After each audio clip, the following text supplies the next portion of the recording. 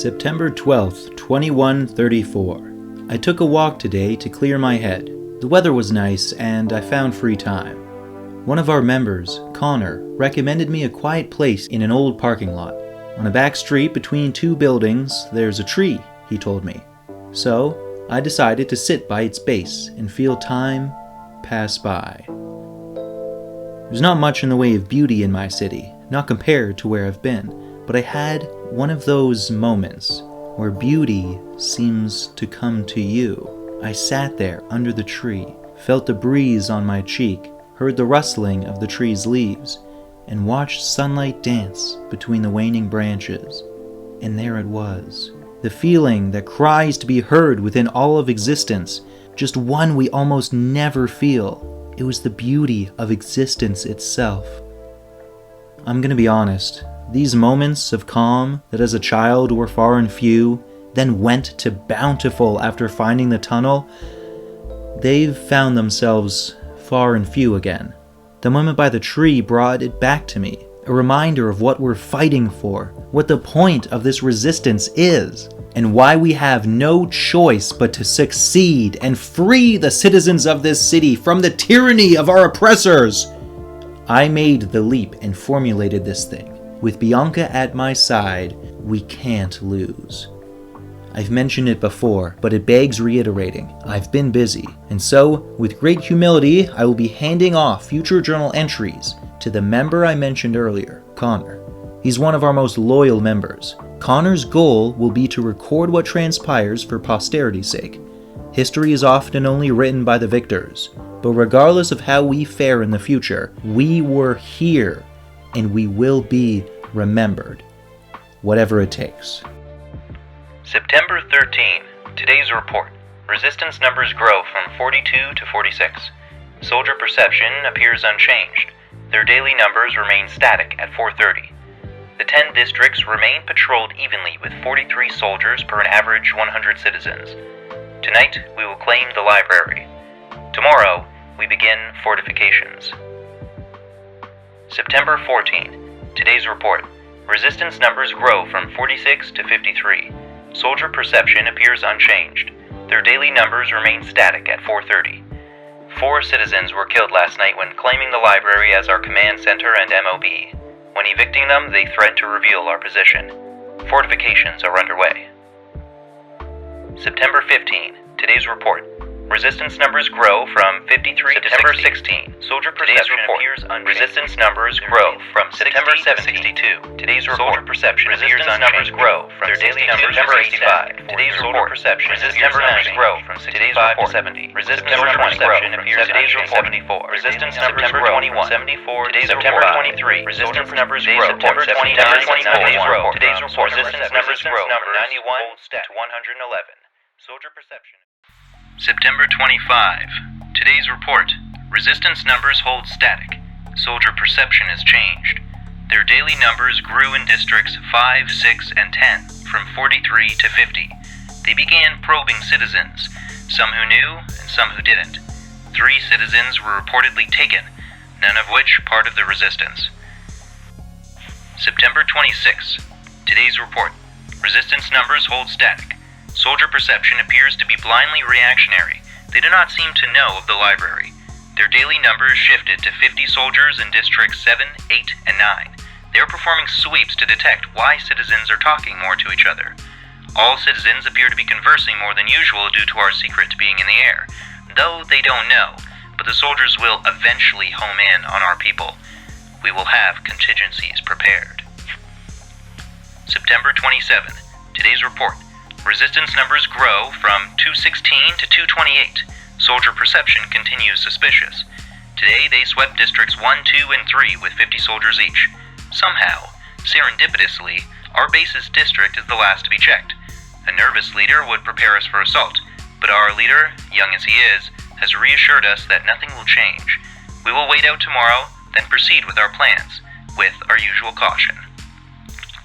September 28. Today's report. We're dark. 15 of us stayed locked in the library. No word from outside. We don't know if we've been made. We don't know the status of our members. All reconnaissance is to hold until tomorrow. No one tried to break through or board a door or windows. September 29th, 2134. It's me again. I felt the need to write. Yesterday was a long day. I couldn't get sleep until it started to rain, and even then, I didn't get much. Bianca's been more invaluable than I could have anticipated, and not just as second in command, but as a friend. I don't deserve her. She's kept every head accounted for and every line of communication throughout the city clear, and made the history books ne'er forgo Connor. Credit where credit is due. Everyone involved has been keeping our mission alive and strong as we've pushed forward with our plans. Regarding recon, the soldier count yesterday didn't exceed 50, even though we were the last district to account for in their sweep. It's like they underestimate our neck of the woods. That, or our end is swiftly on approach. I took another walk today and revisited that tree. At the fork of the tree, I found something I didn't notice before. Someone had etched a poem into it.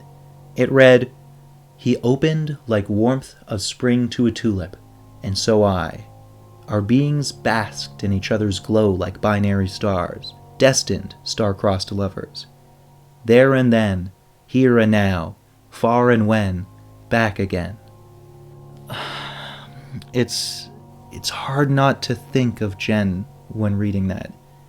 After feeling so uneasy, to find that poem etched so finely in the tree, it was beautiful. It was exactly what I needed.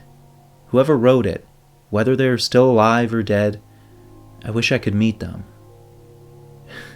In an exhausted kind of way, I can't help but think Jennifer wrote it. Even if it makes more sense to think that clearly she moved on past our night, even if she felt the same way I did, and eventually fell in love with someone else, grew old with them, had kids, and hopefully died before the war. But I can still dream. Work keeps me busy, but the dream for a life of love and liberty are our goals here, after all, aren't they? September 30. Today's report. Resistance numbers grow from 228 to 261. Soldier perception has settled with its numbers returning to 430 across the districts. Tonight, we take our first factory. Outside, nothing will change. Soldiers will still run it, but it will be filled with only us. Tonight, our leader has decided to assist the recruits in the zone jump. October 1st. I'm back. Back from my first zone in a while.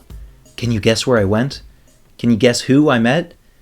Both I, 3 of our usual hosts, Miles, Anna, and Davika, and 33 recruits in all, landed in Dublin, Ireland. Well, more to the border. We landed in the woods at the base of the Dublin Mountains. I've never landed with this many people before. I can't imagine what would happen if we landed downtown or something. I feel stupid for just thinking of this now, but with this many people, how would appearing not cause an uproar? Anyway, questions for another time. Who do you think I met? I'll give you 0 guesses. Let me just tell you what happened. Miles, Anna, and Davika did their usual great work, helping guide the bewildered recruits through space and time. You can imagine the allure of being a host. Most people ask to be one after joining, but our mission for a revolution requires resolve and humility. Our guides are chosen for their lack of temptation to escape. Now, back to the night. We entered the city before groups began to diverge. I decided to head off on my own, no surprise there.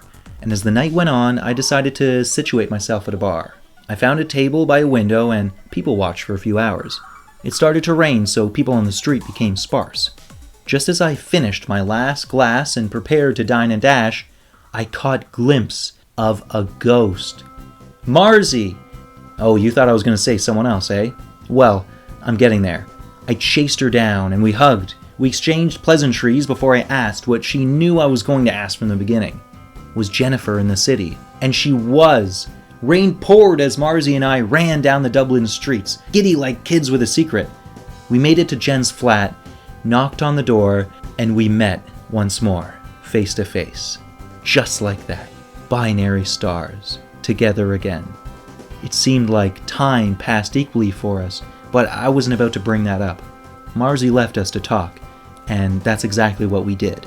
The whole thing was so alien to me, but came so naturally. I guess I said this earlier, but it's like a programming inside me being unlocked when I'm with her. Instead of being vague, I told her about the city I live in. I told her she can imagine I'm talking about a dream if it helps her think I'm not crazy. But she just smiled and shook her head. Day passed into night. I got more and more nervous as we got closer and closer to each other. An urge grew inside me that scared me. I felt I needed to act, but was scared to do so at the same time. Jen saw right through me. As night grew longer, I honestly thought about running until Jen kissed me. I felt guilty about making her be the one to put the first moves on, but when she did, I didn't hold back. I wanted to show her how much I loved her. I'm not going to mention anything else. I have to be decent. I just want the world to know that I love her forever. Today's report. Resistance numbers grow from 261 through 350. Soldier perception appears unchanged. Their daily numbers remain static at 430. We've secured our first factory without any discrepancies and without any citizen fatalities. Final note. We're happy for you, sir. October 2. Today's report. Resistance numbers grow from 350 through 414. Perception appears unchanged. The daily numbers remain static at 430. Our numbers almost equal theirs. Once we procure our own weaponry, victory will be nearly assured. October 3. Today's report. Resistance numbers unknown. Soldier perception on high alert. Members in our factory have all been taken. Tunnel security unknown. Member security in other districts unknown. Library security intact. Our district's recons noted that the only other members taken outside the factory was Tarzan. Our leader isn't taking it well. Bianca has assumed command in the time being. Our immediate next step is reconnoitering. October 4. Today's report. Resistance numbers unknown. Our recon grip has loosened for security's sake. Bianca continues to lead. Our first-in-command has spent his last 2 days in isolation, sneaking out, presumably to use the tunnel. My opinion of the matter, though no one asked, is that our leader needs to be more focused. While passion and love are quintessential to the human condition, I believe that our mission demands those things sacrificed for the time being. He is young and intelligent, but distracted and emotionally volatile. We need him, as our leader, to be more. October 5th. Connor's duty's been revoked for obvious reasons. I don't need someone with this much insight on my life judging me like he did. I'm doing fine, by the way. I have been going to the tunnels at night. You know what I saw? People. The tunnel is crawling with people at night, like an illegal black market or something. The sight of it made me sick, but I was too focused on why I went there to do anything about it. I'm one man, and all I want is Jen. I just want to go through the tunnel and be held by her. Pretend this whole city, this life that I have in it, Tarzan, that all this pain never happened. 2 nights I went, and 2 nights I didn't find her. The reason I'm writing now is because I won't go back again.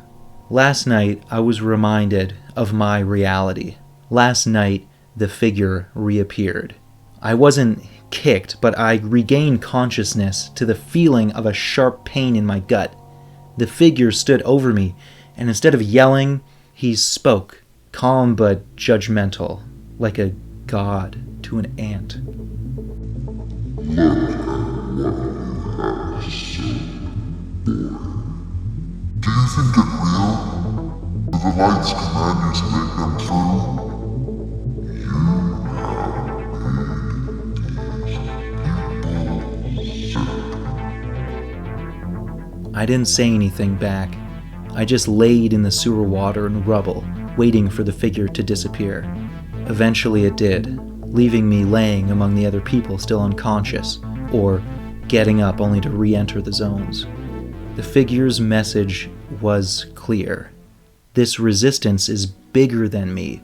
All the people under our operation, they have to rely on me as the initiator.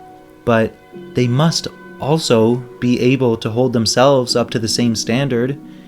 Bianca has been her same steady self throughout this, but I can't stop feeling awful about the soldiers taking Tarzan.